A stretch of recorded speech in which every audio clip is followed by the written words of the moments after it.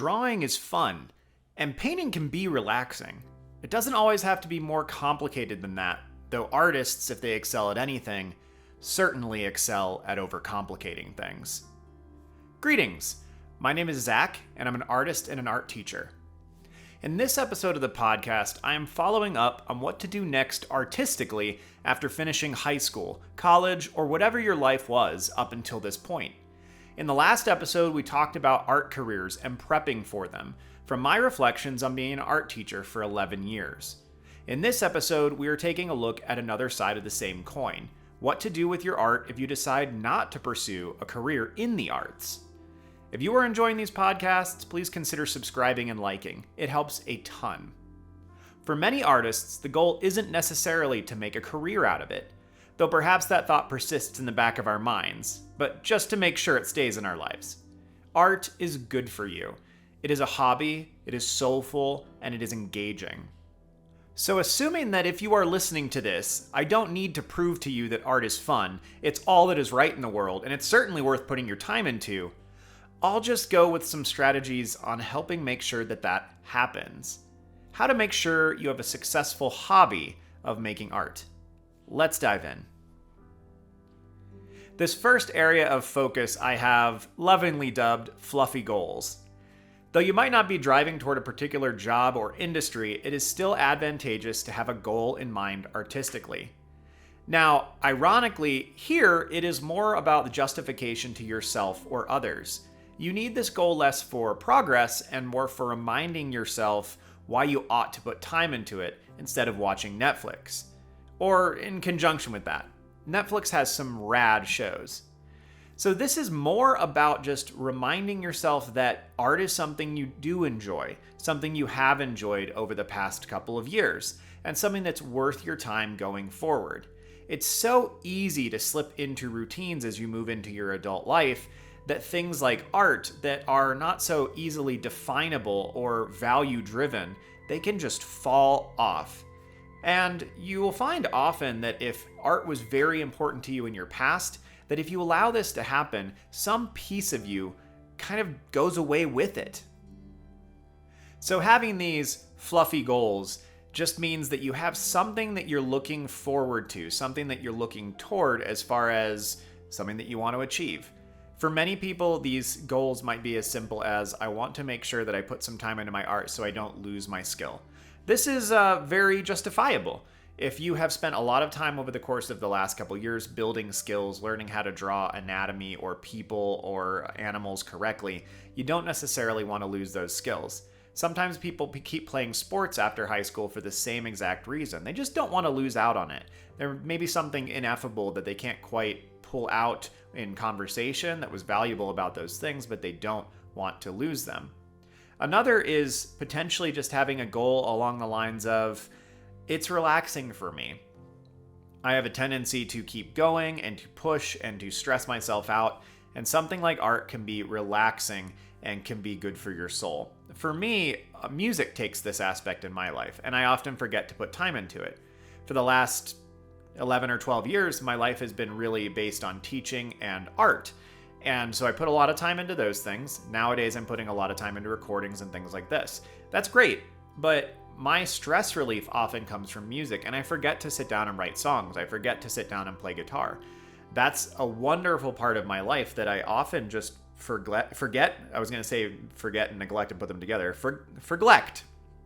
I often forglect it because I'm focused on other things. So for you, maybe the fluffy goal is just to make sure that you dedicate time to art because art is good for you. It helps you take care of yourself. There's a little bit of mental health and sanity that comes from investing your time into something artistically. So maybe this is self-care for you. And if that's the case, bravo, because we all need to take a little bit better care of ourselves. In addition, these fluffy goals can also be helpful when someone in your life raises well, why are you doing this? Why are you putting time into art? You're now pursuing another career. This is something you did when you were younger. Why are you doing it? Now, hopefully this doesn't happen too much. Hopefully you don't have people that are tossing why are you wasting your time with art your way? But there's a better chance than not that you will subconsciously be anticipating these kinds of things. And so having an answer in your head, having that predefined, is just going to be stress releasing. A lot of artists are introverts. Most of us are, in fact. And we often tend to overcomplicate and convolute social interactions. And so if you are dedicating some time to working on your art and you've got some roommates, you might be a little bit self-conscious or worried that at some point one of your roommates will just be like, "What the heck are you doing, man?" And so just having a prepped answer ahead of time can be stress releasing, because if that question does come up, which it probably won't, but if that question does come up, you already have an answer prepared. Now, if you actually have people in your life that talk to you like this, that are like, "Why are you wasting your time with art?" Punt them. You don't need that kind of negativity. That's just like somebody telling you that, like, you don't need extra cheese. Like, it's just not reasonable. So you've got a couple fluffy little goals, little things to just take care of yourself or make sure that you prevent stagnation. Maybe there's some part in the back of your mind that's like, "Well, I'm just going to hold on to this. And like, maybe if I come into like some money or win the lottery or something, I can actually pursue art." Yeah, whatever it is, it's good to have those little goals. Another really wise thing to do is to dedicate specific time each week to your artwork. Now, this is obviously going to be true if you're pursuing it as a career or if you're in college or university for it. But even if it's just your hobby, it's beneficial to dedicate that time. Things that are not planned often don't happen as adults. There are so many demands on our time that arranging specific time ahead of time will help ensure that you do what you want to do. This is true for me with a lot of things. I'm an obsessive schedule builder and I have a tendency to overdo it, but I also know that it's just beneficial in general for all of us to allocate time specifically to the things that we value. So if you want to make sure that art stays in your life, take some time to dedicate actual time to that. That might be as simple as blocking off a little time on your schedule every week or month. It might be something more in line with what my mother-in-law does, which I think is incredibly smart and has been a lovely part of her life. A couple times a year, she will find a class somewhere, usually in this country, but sometimes it's abroad, which is kind of a fun idea. And she'll find these art classes, these 2, 3, 4, 5 day long things somewhere in the US, and she'll usually set this up with a good friend of hers or with one of her cousins. And this ensures that that time is dedicated. It's something that's paid for. And so she's going to go, she's going to make art for a couple days or for a week, and she's going to come back having these stories, these reflections, this time with her friends, and the exploration that comes from that. So that's obviously a different version of how this scheduling might look and how dedicating and allocating time might look. But something like that wouldn't be particularly difficult for anyone to do. Maybe you reach out to some of your friends that are artists, or they were just your art buddies back in high school. See if you guys can take a weekend trip together. Marshall Vandriff talks about this in the Draftsman podcast with Mark Prokop, or not Mark. Oh, I can't remember the other guy from it. Stan Prokopenko. There we go. And the two of them talked about trips when they were younger with their buddies, where they would stay up late and work on things, or they'd take trips down the coast. And these trips would be specifically allocated time for working on painting or drawing or analyzing things. When I was in high school with my best friend, who was also an artist, we would often go up in the mountains and we'd go hike for a while, find a little mountain stream, we'd sit there and we'd paint or we'd draw. That time was specifically allocated. Like, because we were working with each other, if one of us got up there and was like, "I don't really feel like drawing," like, there's a little bit of latent, like, well, this time was already allocated for this. Like, what am I going to do if I don't do this? So sometimes a little bit of that, setting time aside and making sure that you're specifically geared toward that, can just make sure that it stays in your life. And also, this is an excuse to spend time with friends. This is an excuse to set that time aside and maybe reconnect with some of the community that you had in the past that was linked to your art. As a reasonable follow-up to that, make sure you have space specifically set aside and allocated for it as well. Make sure you have an area to make things. This is going to vary wildly depending on where you are in your life. I have a studio in my basement. It's a small space, but it takes care of all my needs, and I am very thankful for that. When I was growing up after I finished high school, I pretty much just had a space in my bedroom. I had my desk, my computer desk, but I didn't have a lot of space for drawing, so I did drawing out at like the kitchen counter or in the living room and things like that. You know, when I moved out into my first apartment with my buddies, I had room in my room, but not really, because I was a slob. So I made art in the living room. I would take over chunks of the floor because we didn't use that space very often, or one of the tables. And that's where I made my art. If you have roommates, it's a good idea to run things by them and make sure that, like, is it cool if I just take over the dining table for like a week at a time? Most people are probably going to be fine with that, but you got to make sure you run it by them. Don't just assume. Unless maybe you have a whole bunch of other artists as roommates and they're already doing this, then it's not such a big deal. So take over spaces if you need to. Allocate some specific space for making your artwork. And this is just when you feel the need to make something or the desire wells up inside you. You don't have to work through 20, 30, 40 minutes of setting something up. Like, area already exists. So it's a good idea, and using communal spaces can be good. If you're doing something, if you're still at your parents' house and you're doing something on the dining room table, you're going to be, talking to your folks and your family. If you're living with some friends and you're working on the kitchen counter, you're naturally going to have some conversations with them. And there are times where, like, that's not great, but there's also, like, we have a tendency to hole up in the basement in a corner somewhere and just work on our work and, like, not see the sun. So it's not a bad thing to have these, like, forced social interactions when you're working on your art. So make sure you have some specific space set aside. Now, this space would be nothing if you didn't also have supplies on hand. So you need to make sure you have some basic things to make art. Otherwise, it's going to be really easy for this hobby just to fall by the wayside. You'll be excited to paint and you won't have any paints. And, then looking at, well, how far is Hobby Lobby? Oh, they just moved the store to a different town. So now it's gonna. I'll just turn on the TV. I'll just play some video games. Not that there's anything wrong with those, but when you want to make things, when you want to make art, don't give up and don't give in. Make sure that you have these things set aside already. You've got the space, you've got the supplies, and maybe make sure that at just a basic level, you have a sketchbook. You just have a sketchbook on a stack of books in the corner somewhere where when you want to draw, when you want to note, when you want to journal, you have the space to do that and you can pull it out. So when you inevitably get struck by Cupid's cousin inspiration, you'll have the ability to take advantage of that if you have the supplies and you have the space and you have all these things set aside. Oh, another thing just occurred to me. This is a good I'm just excited. So you can make things for people in your life. So if you are not going into the arts as a career and you just want to make sure that it stays in your life, you can do things for people's birthdays or for holidays or for Christmas or things like that.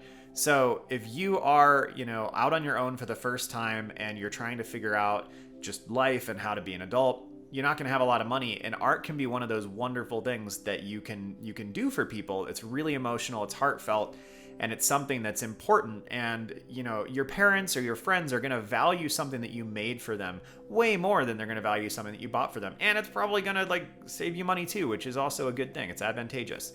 So this could be paintings and drawings, as simple as that. It could be cool crafty things like you find on Etsy. There's a lot of options here. And this has been something that we've done a lot over the course of our adult life, especially when my wife and I were first married and we were very poor and couldn't afford much. I've done paintings for people for Christmas or for birthdays a lot of different times, and partially because it's a skill that I have that they don't have, so it's something that's, unique from me. But also, if I was going to go buy a painting for my brother for his birthday, that would be hundreds and hundreds and hundreds of dollars. And instead, I can just spend, $50 or $60 and, a dozen or 2 dozen hours, and I have something. And time is valuable, but there are certain times in your life, especially what we're talking about here, when you're younger, where your money is probably more valuable to your time. It's more of a commodity. You've probably got more time that you can spend on things than you can on money. So I just want to throw this in there. I hadn't thought of this. It was not in my notes, but you can make things for people in your life. And that's a really good way to just make sure that you're continually making art. If you're only doing this maybe 2 or 3 times a year, maybe once for your mom, once for your dad, once for another family member for Christmas, that's 3 times. It's 3 excuses to make things. These can be big scale projects that you work on. So this is a good strategy too. Think about this, consider this, and how easy to justify as well. Now I'm going to say something here that I hope I'm not going to regret, because usually I stay away from this in most of my recommendations for artists. But specifically, if you are just wanting to keep art in your life, it's not taking over your life like it is so many of us, I would recommend that you work on gathering inspiration and things that you find beautiful throughout the week. Most of us have some presence on social media. We spend some amount of time on Instagram and things like that. And I think this can be one of the few times where that's actually advantageous to you as a human being. Look for beautiful things. Surround yourself with beautiful things throughout the week. And, save or like those images. Now, this may directly connect to when you sit down to paint, you'll have some things to inspire you, and it might not. It might just be that you're continually aware of art in your life and you don't lose touch with it. If you've got a lot of artists that you follow on Instagram, for example, just seeing that trickle in over the course of the week can put a smile on your face and allows you not to detach entirely from art as a grander, large-scale thing. So I would recommend that if this is you, if you're working on just having art as a hobby, maintain a wall of inspiration, whether that's saved images on your phone or computer, whether that's things that you like on Instagram, whether you have a Pinterest page. But I would just recommend that you collate inspirational things that you think are beautiful or pretty, or that they just matter and they strike you. And it doesn't have to be sophisticated. It can just be like, this dragon looks freaking awesome and I want to have a picture of it saved. Great, do that. It might not lead to anything, but it makes your life better because you're making sure that beautiful and cool things stay in your life. And that's worth it. And I think particularly worth it if art mattered to you or does matter to you in a substantial way and you just want to make sure that it stays in your life. So make sure that you're seeing and you're consuming art. It's a good thing for the human soul, and just make sure that you dedicate some time specifically to do that. Here's another idea that's just a little bit different, but is also potentially good and kind of along the same lines as allocating the specific time, is consider taking some classes every once in a while. Now, I did this when I was still teaching. Some of that was to help me with the teaching. Some of that was just to make sure that I was making art every once in a while.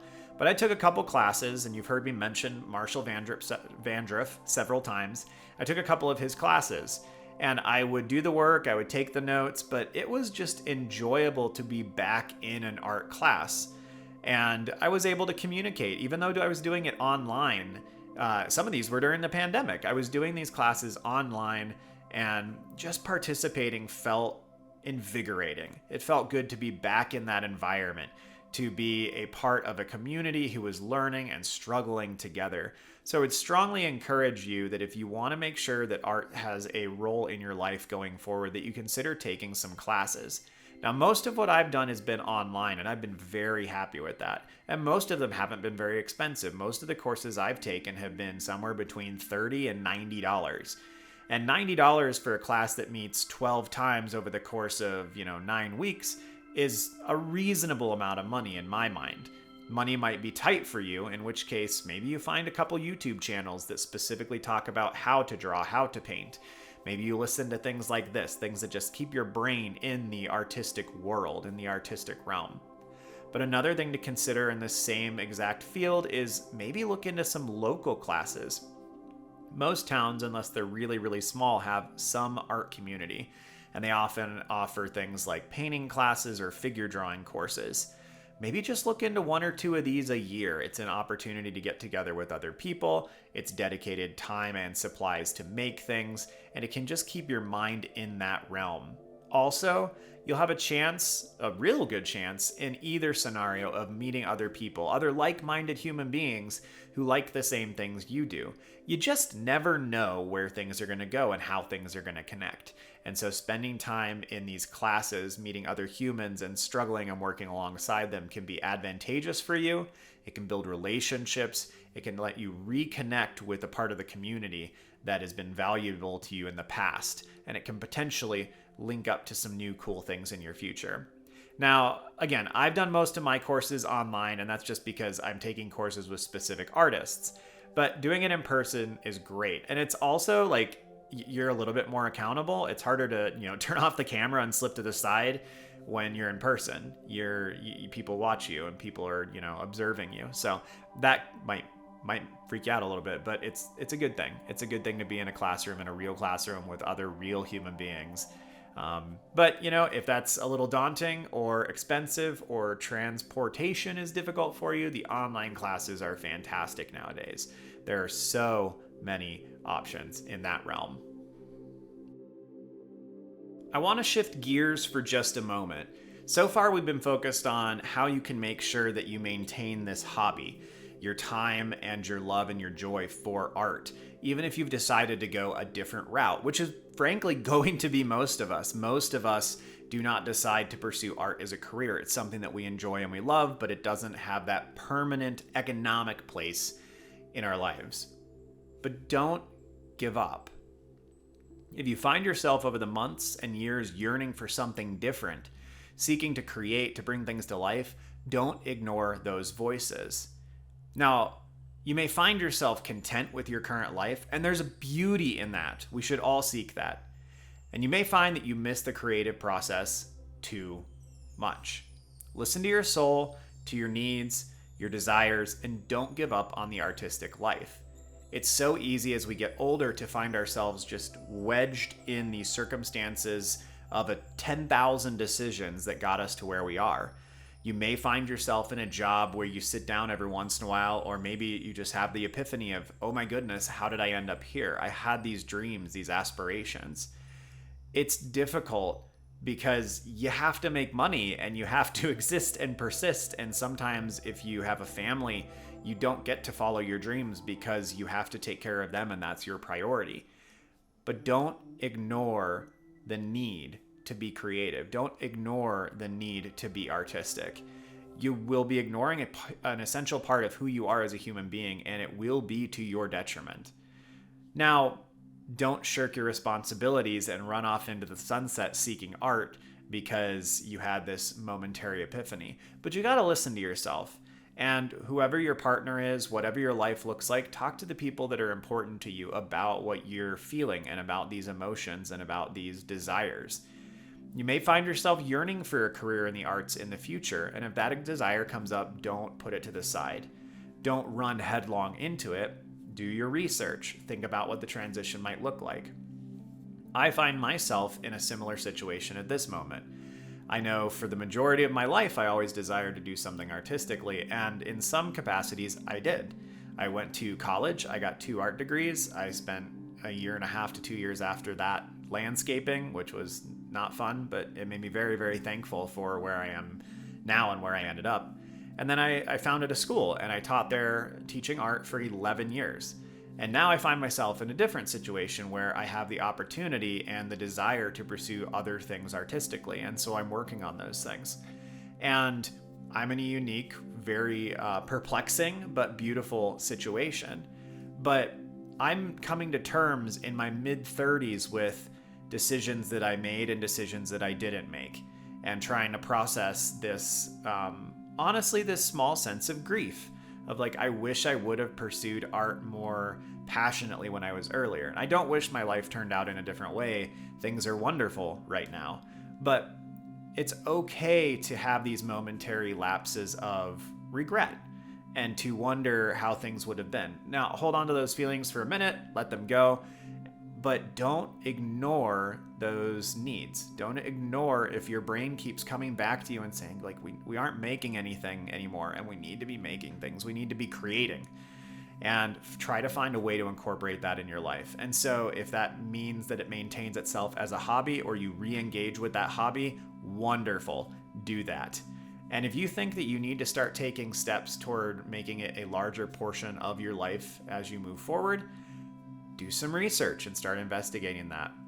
So you may find that you were totally fine with that status quo with what your life is right now, and that drawing and painting a few days a month is nourishing enough. Don't feel bad about that if that's the case. If you're listening to this and you feel like, oh my goodness, like I should have done, like, no, you don't need to have regrets.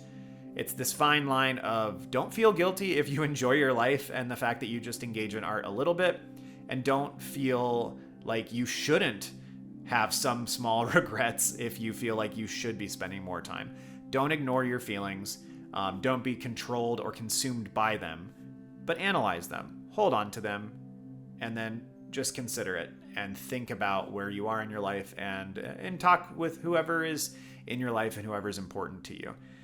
We are all different. We all need different things, but you will be better if you make things, and you will make the world a better place. If you are a creative person and you need to create, you will probably be a better parent. You'll be a better spouse. You'll be a better partner. You'll be a better friend. You'll be a better child if you are giving into that periodically and making sure that you create things.